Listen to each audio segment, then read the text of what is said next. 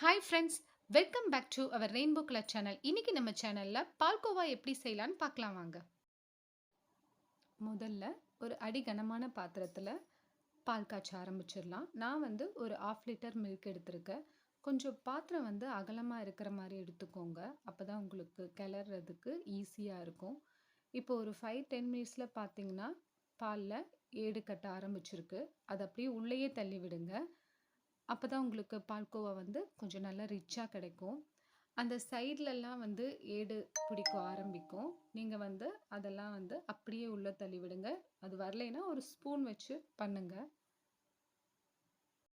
இப்போ ஒரு 15-20 மினிட்ஸ் ஆயிடுச்சு.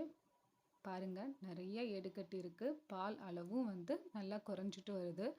அது அப்பப்போ நம்ம கிளறிட்டே இருக்கணும், இல்லைன்னா அடி பிடிச்சிடும். கொஞ்சம் அதை பார்த்துக்கோங்க. இப்போ 30 மினிட்ஸ் ஆயிடுச்சு. இப்போ பாருங்கள், நல்லா பால் சுண்டிருச்சு.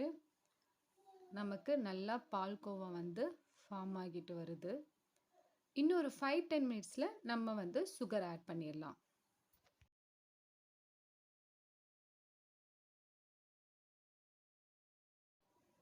இந்த ஸ்டேஜ் வர்றதுக்கு ஆவரேஜாக 45 மினிட்ஸ் ஆச்சுங்க.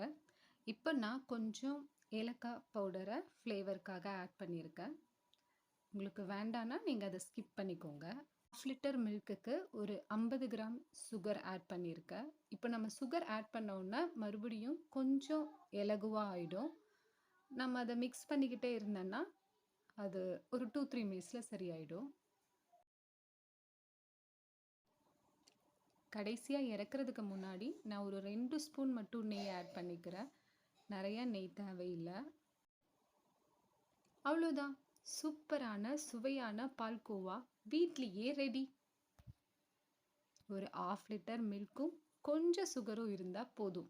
இது இம்மீடியட்டாக நம்ம செஞ்சு சாப்பிட்ற ஒரு ஸ்நாக்ஸ். நீங்களும் உங்கள் வீட்டில் ட்ரை பண்ணி பார்த்துட்டு எப்படி இருந்துச்சுன்னு கமெண்ட் பாக்ஸில் கமெண்ட் பண்ணுங்கள்.